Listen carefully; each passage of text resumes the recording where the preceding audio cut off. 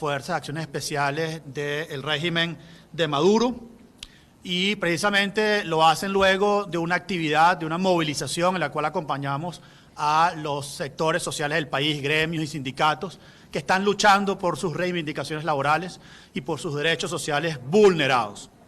Nosotros ayer en esa movilización estamos dándole voz a los que no tienen voz, estamos dándole voz a los que no pueden ejercer su derecho a manifestarse, a protestar, precisamente por la represión que se ejerce a través de estas Fuerzas de Acción Especial, FAES, que precisamente son aquellas que se han, en este caso, tomado como rehén al diputado Renzo Prieto, con el cual nos solidarizamos y exigimos su inmediata liberación.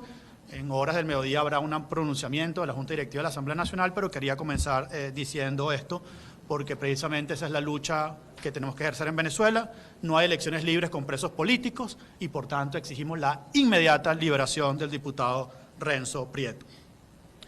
Bueno, pasando a al tema que nos trae la mañana de hoy, la inflación del mes de febrero, a pesar de que el tipo de cambio se mantuvo estable alrededor de 70.000, 72.000 bolívares durante las últimas 8 semanas, incluido las 4 semanas del mes de febrero, la inflación fue de 22,4% en los distintos rubros que se le hace seguimiento.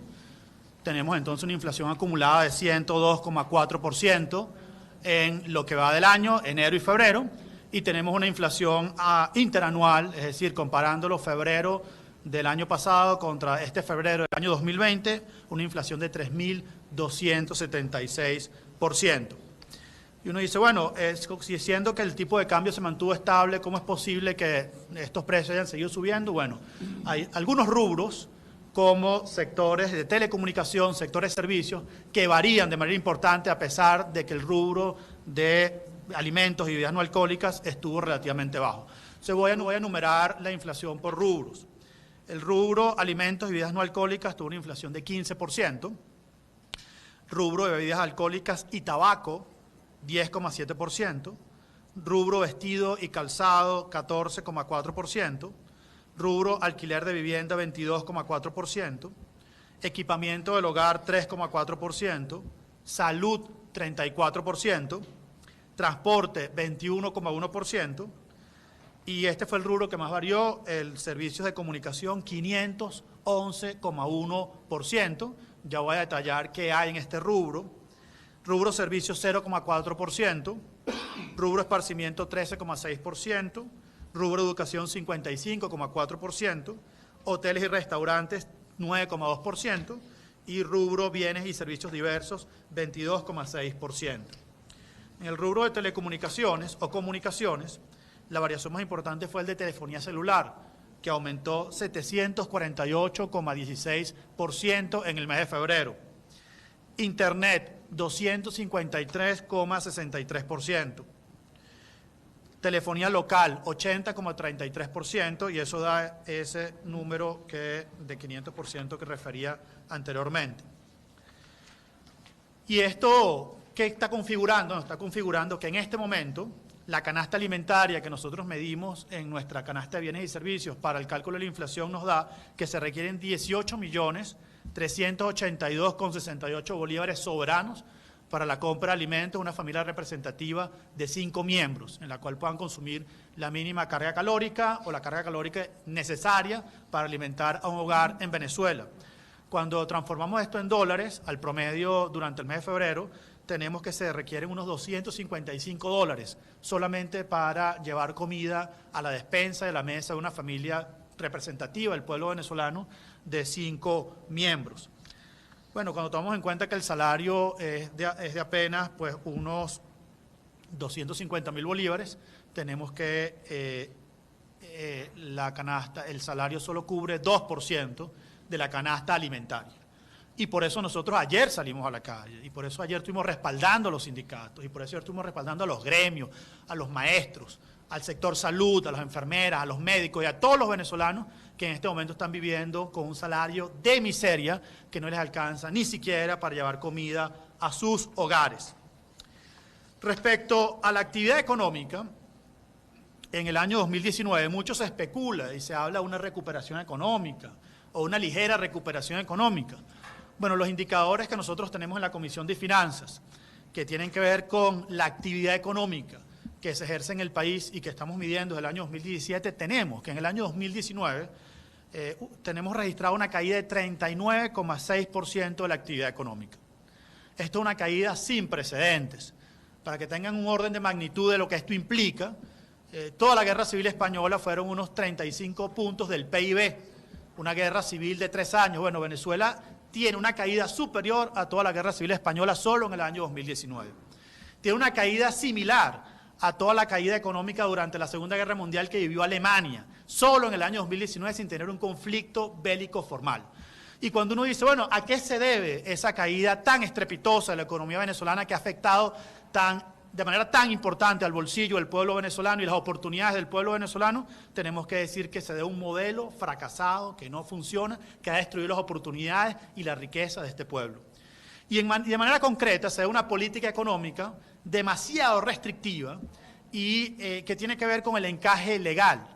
El encaje legal ha impedido la intermediación financiera en Venezuela. En este momento no hay crédito al comercio, no hay crédito a la industria, no hay crédito al sector agrícola en Venezuela y eso ha generado esta caída tan dramática de la economía venezolana. Ese, en primer lugar, es un factor fundamental de la profunda recesión o depresión económica que en este momento vive el pueblo venezolano y que se vive especialmente en las regiones distintas a la ciudad capital, a la ciudad de Caracas.